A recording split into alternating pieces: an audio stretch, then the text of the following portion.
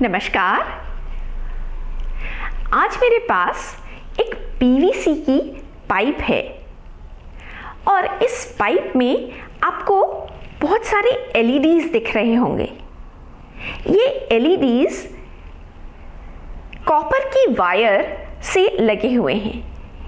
ये पतली कॉपर की वायर एक कॉइल की तरह इसमें लगा रखी है और हर कॉइल में यहाँ पर करीब 300 टर्न्स हैं।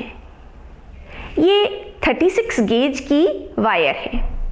तो यहाँ आपको 4 एलईडीज दिख रहे होंगे और ये चारों एलईडीज अलग अलग ये कॉपर की कॉइल से कनेक्टेड हैं।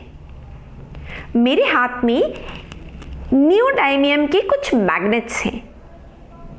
अब मैं ये मैग्नेट्स को इस पीवीसी की पाइप में डालूंगी तो आप देखिएगा कि क्या होता है। तो मैं यहाँ इसे इसमें डाल रही हूँ और आप गौर से देखिए।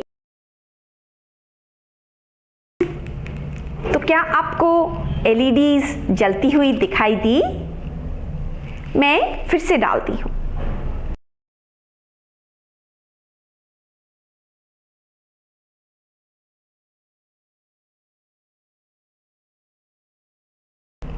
आपको एलईडीज ज़रूर जलती हुई दिखाई दी होंगी और मैं इसे पलट दूं फिर से तो फिर आपको एलईडीज ग्लो करती हुई दिखाई देती हैं। अगर मैं इसे स्टेशनरी रख दूं अंदर मैग्नेट को तो कुछ नहीं होता। जब ये मैग्नेट अंदर चलता है तभी ये एलईडीज ग्लो होती हैं। तो ऐसा क्यों हो रहा है? असल में जब ये मैग्नेट चलता है तो इसकी जो मैग्नेटिक फील्ड है वो टाइम के साथ चेंज होती है और स्पेस में एक इलेक्ट्रिक फील्ड प्रोड्यूस होती है और ये जो कॉपर की कॉइल्स बनाई हुई हैं उनके इलेक्ट्रॉन्स इस फील्ड में फोर्स एक्सपीरियंस करते हैं और उनमें करंट बहने लगता है और हमारी एलईडीज ग्लो होने लगती हैं। फ्लक्स के टर्म्स में हम ये भी कह सकते हैं कि ये जो मैग्नेटिक फ्लक्स है जब ये चलता है मैग्नेट जो कॉइल से कनेक्टेड है वो मैग्नेटिक फ्लक्स टाइम के साथ चेंज होता है और इसीलिए ये एलईडीज फैराडे के लॉ के मुताबिक ये जलने लगती है। इसे हम इलेक्ट्रोमैग्नेटिक इंडक्शन भी कहते हैं।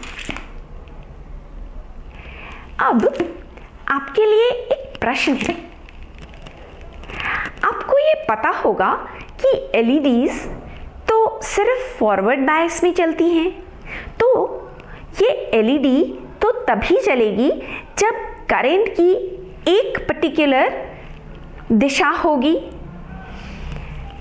पर जब मैं ये मैग्नेट को मूव कर रही हूँ तो देखिए अभी यहाँ पर ये जो मैग्नेट है इसका नॉर्थ पोल इधर है और ये साउथ पोल यहाँ है।